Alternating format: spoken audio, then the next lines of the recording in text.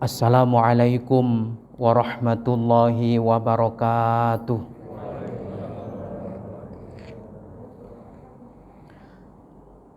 Bismillahirrahmanirrahim. Alhamdulillahi rabbil alamin. Allahumma salli wa sallim wa barik ala sayyidina wa habibina wa qudwatina Muhammadin wa ala alihi wa ashabihi ajma'in wa man tabi'ahum bi ihsanin ila yaumiddin. Amma ba'd. Ayuhas shaimun was shaimat rahimani wa rahimakumullah. Alhamdulillah, bersyukur kepada Allah. Subuh ini kita adalah orang yang mengisi soft dengan rapi di tempat yang mulia dan penuh berkah ini. Mudah-mudahan berkah dan rahmat ini akan senantiasa mengalir deras atas kita dan keluarga kita di rumah. Amin, Allahumma amin. Dan mudah-mudahan kita bersama-sama dapat bertahan sampai ajal menjemput nanti dalam keadaan seperti ini. Amin, Allahumma amin. Salawat dan salam mari bersama kita sanjungkan atas Nabiuna Muhammad sallallahu alaihi wasallam, juga atas keluarganya, para sahabatnya, serta semua pengikut setianya hingga akhir zaman nanti. Bapak Ibu jamaah sekalian yang dirahmati Allah, kisah klasik tentang kedahsyatan energi positif bulan suci Ramadan. Hukiya anna rajulan ismuhu Muhammad. Di masa dulu, di masa tabi'in itu adalah generasi terbaik pasca sahabat. Ada seorang laki-laki bernama Muhammad. Mungkin terinspirasi oleh Nabi Muhammad, maka ayahnya memberinya nama Muhammad. Kana la yusalli qattu. Selama hidupnya dia tidak pernah sholat sama sekali. Fa idza dakhala Ramadan yuzayyinu nafsahu bithiyab wattib. Ketika masuk bulan suci Ramadan, dia menghiasi badannya dengan baju yang suci serba putih dan juga dengan wewangian yang senantiasa harum dicium oleh orang-orang di sekitarnya. Wa yusalli, dan dia solat. Bukan hanya solat, wa yaqdi ma fatahu, dia juga mengganti solat-solat yang ditinggalkan. Alhasil, isi saat Ramadan selain berpuasa adalah mengganti solat-solat yang ditinggalkan, qadha istilah kita. Namun, kira-kira 2 pekan memasuki bulan suci Ramadan, famata, dia meninggal dunia. Faru'iya fil manam. Ada seorang alim pada saat itu, seorang solih pada saat itu, beliau ini adalah tokoh agama, tokoh spiritual pada saat itu, yang tiba-tiba di tengah nyenyak tidurnya, dia bermimpi bertemu si Muhammad yang tadi saya sebutkan tidak pernah sholat. Namun masuk bulan suci Ramadan, pakaiannya itu pakaian kesolihan, wangi, dan dia rajin sholat, bahkan mengqadha sholat-sholat yang ditinggalkan. Di mana dia melihat? Dia melihatnya dalam mimpi itu seolah dia berada di satu istana yang megah dengan pakaian putih, wajah yang terang benderang bersinar. Faqila lahu, maka si alim dalam tidurnya itu, dalam mimpinya bertanya kepada si Muhammad, ma fa'alallahu bik, wahai Muhammad, apa yang Allah lakukan untukmu, apa yang Allah berikan untukmu? Faqala, maka si laki-laki, si Muhammad itu berkata, ghafarali rabbi bihurmati wa ta'zimi ramadana. Allah telah mengampuni semua dan segala dosaku karena aku telah menghormati dan mengagungkan bulan suci Ramadan. Bapak Ibu jamaah sekalian yang dirahmati Allah, inilah salah satu bukti dahsyatnya energi positif bulan suci Ramadan. Orang yang tidak pernah sholat saja, kalau dia fokus, kalau dia punya program unggulan untuk bertaubat, maka taubatnya diterima oleh Allah Subhanahu wa ta'ala. Contoh adalah Muhammad.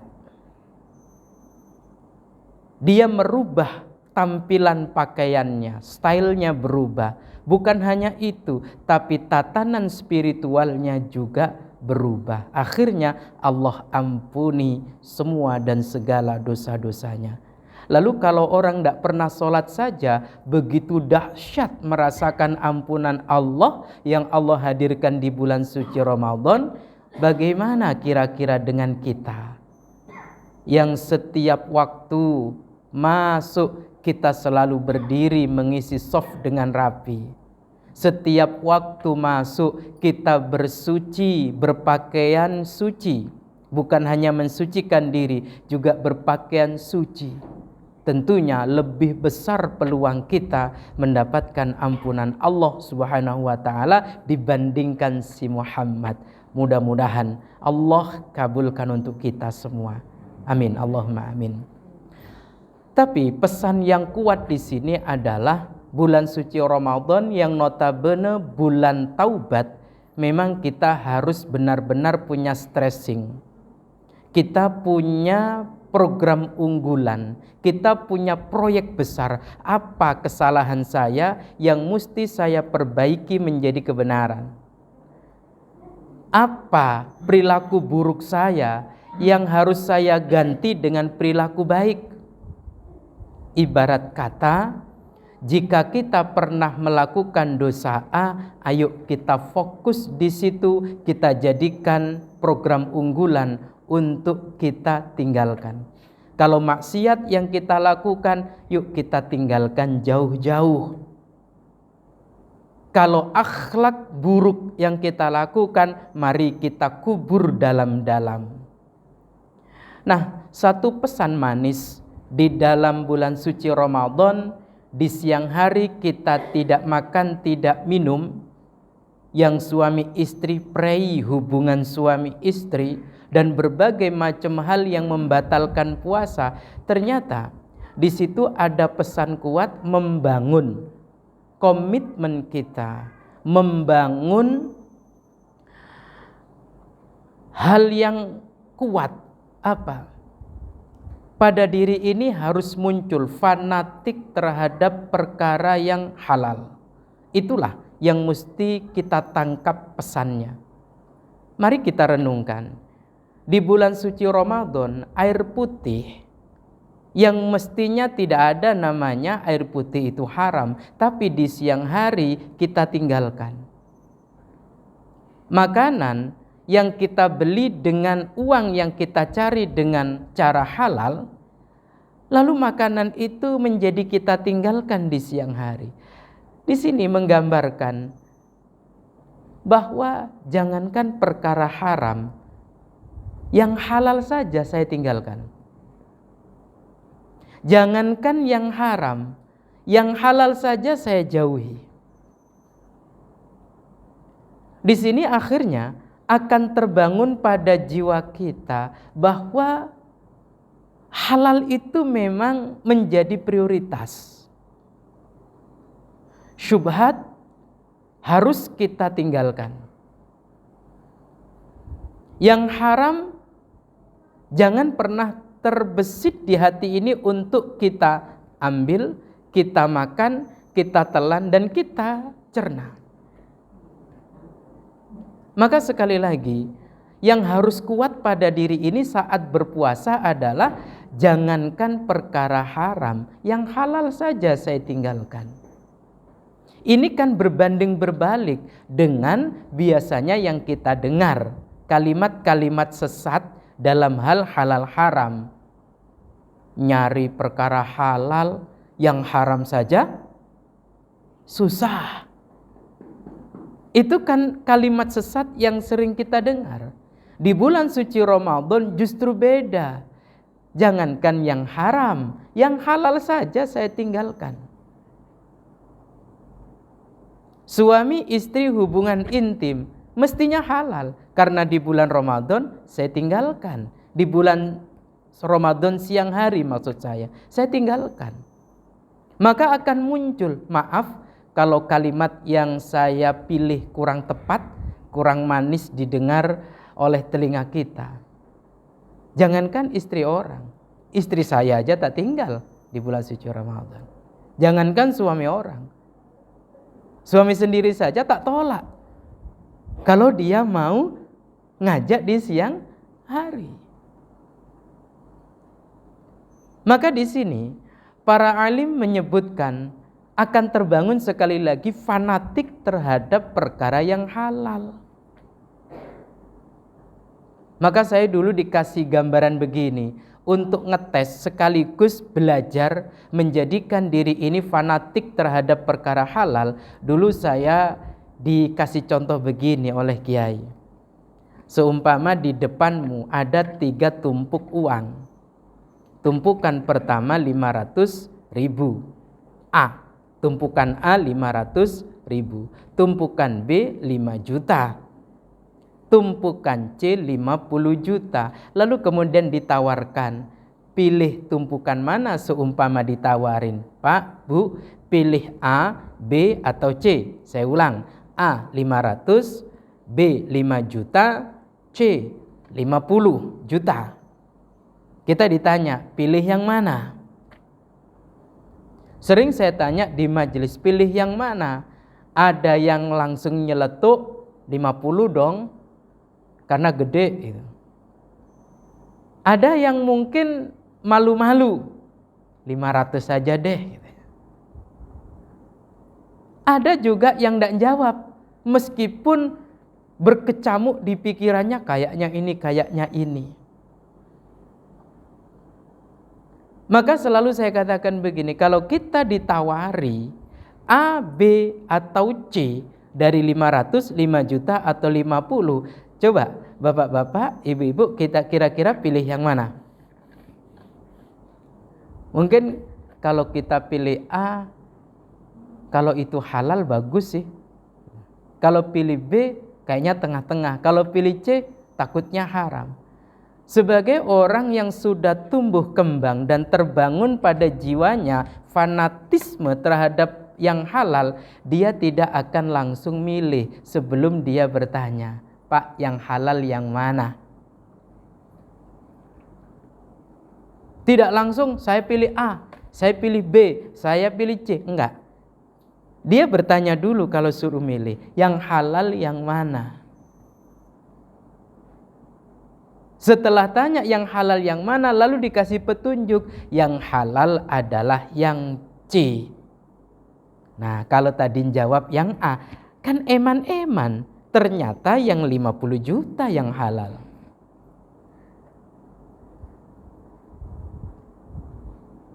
Ternyata yang A itu syubhat, yang B adalah haram, yang C yang halal. Atau sebaliknya, kalau kita itu maaf, kalau biasanya kita dengar buzzer RP, ini ada mata RP. Kalau orang itu sudah mata RP, dikasih 500, 5 juta atau 50, dia pasti langsung 50 juta. Ternyata yang halal yang 500.000. Maka sekali lagi, orang yang sudah tumbuh kembang dan terbangun pada dirinya fanatisme terhadap perkara halal yang dibangun melalui puasa Ramadan, ketika dia ditawari, dia tidak akan menjawab atau memilih terlebih dahulu sebelum jelas mana yang halal, haram atau syubhat. Kalau kita ngaji kitab Al-Arba'in An-Nawawiyah, di sana ada sabda Nabi SAW yang dikutip, yang ada bahwa innal halal bayyin. Yang halal itu jelas gamblang. Wal haram, yang haram pun wa innal haram bayyin. Yang haram pun juga jelas. Gitu. Nah, di antara keduanya itu mutasyabihatun, di antara halal dan haram itu ada perkara yang syubhat. Kapan perkara halal itu bayyin jelas? Ya kalau kita tanya. Karena kalau kita dikasih pilihan belum bertanya mana yang halal, kita tidak bisa mengetahui mana yang halal, mana yang haram, dan mana yang syubhat. Karakteristik halal itu suci, bersih. Karakteristik syubhat itu adalah kotor. Sementara karakteristik najis itu, karakteristik haram itu najis dan menjijikkan.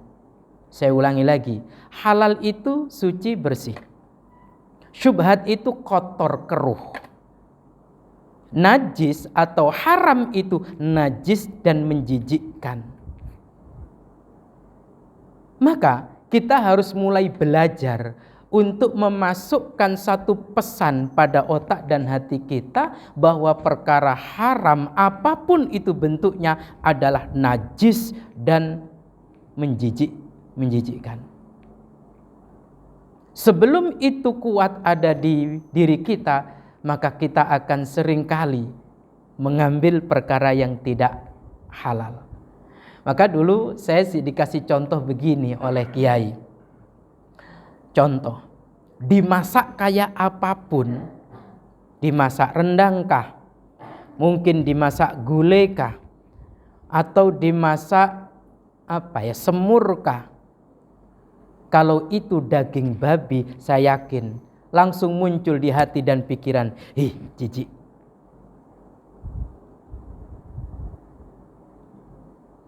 Dimasak kayak apapun, kalau itu daging anjing, saya yakin kita semuanya mengatakan jijik. Tapi mari kita renungkan. Sudahkah kita bisa merasa jijik kalau ternyata di depan kita ada duit katakan 50 juta hasil korupsi tak kasihkan sampean? Kira-kira jijik? Kalau kita hasil korupsi itu di depan kita disodorkan, ayolah, tidak ada orang yang tahu ini 50 juta, ini 100 juta hasil korupsi. Kalau kita sudah merasa, jijik, bagus kita. Berarti benar-benar utuh komitmen kita fanatik terhadap perkara yang halal. Nah, kita ada kelemahan, sudah bisa jijik terhadap babi dan anjing dagingnya, tapi kita belum bisa jijik terhadap uang yang haram. Nah, disinilah bahwa dan ternyata keharaman dan kejijikan daging babi dan anjing itu tidak seberapa jika dibandingkan jijiknya 100 juta hasil korupsi. Contoh saja begitu. Kalau ini dimakan selesai, Pak. Tapi kalau berupa uang coba, dibelanjakan ini, belanjakan itu, untuk begini, untuk begitu. Bahkan sekarang ada mekanisme haram yang disebut dengan pencucian uang. Hasil korupsi lalu kemudian untuk mengumrohkan ustadz, kiai. Saya ada teman dapat cerita. Teman saya itu seorang khusyuk lah, imam masjid, juga khatib Jumat. Pengajian-pengajian, suatu ketika didatangi oleh oknum, diajak umroh. Waktu dekat umroh bersama istrinya, yang ngajak ternyata mengundurkan diri. Tapi tetap beliau sudah terdaftar dan berangkat. Si ustadz dan istrinya itu. Setelah pulang dari Tanah Suci, 12 hari umrohnya itu, lalu kemudian pulang. 1, 2, 3 bulan berikutnya, ternyata yang bayarin dan yang ngajak umroh tidak jadi tadi, ketangkep oleh KPK. Dan diusut termasuk uangnya adalah untuk membiayai umroh suami dan istri Ustadz ini. Masya Allah. Bagaimana? Wallahu a'lam. Kalau tidak tahu, ya sudah selesai. Karena tahunya sudah terjadi, sudah pulang, ya sudah. Nggak jadi masalah. Tapi sempat teman saya ini cerita, sempat teman saya ini dipanggil, ditanya. Karena memang benar-benar tidak tahu, pada akhirnya lepas, lolos. Nah, Bapak Ibu jamaah sekalian yang dirahmati Allah, sekali lagi jadikan program unggulan kita adalah menjadi hamba yang fanatik terhadap perkara yang halal. Karena yang tidak halal itu dua kemungkinan, syubhat, haram. Mudah-mudahan ketakwaan kita yang kita raih dengan berpuasa, la'allakum tattaqun, salah satunya adalah kuat untuk menjadi hamba Allah yang fanatik terhadap perkara yang halal. Ingat pesan saya, yang halal saja saya tinggalkan, apalagi yang haram. Semoga bermanfaat dan semoga menjadi tambahan renungan bagi saya dan bagi kita semuanya. Amin. Allahumma amin. Subuh pertama di bulan suci Ramadan akan mengantarkan kita pada kesempurnaan tuntas berkualitas Ramadan tahun ini. Amin. Allahumma amin. Wallahu a'lam bissawab. Kita akhiri bersama dengan doa kafarah majelis dan hamdalah. Subhanakallahumma wa bihamdik asyhadu an la ilaha illa anta astaghfiruka wa atubu ilaik. Walhamdulillahirabbil alamin. Wassalamualaikum warahmatullahi wabarakatuh.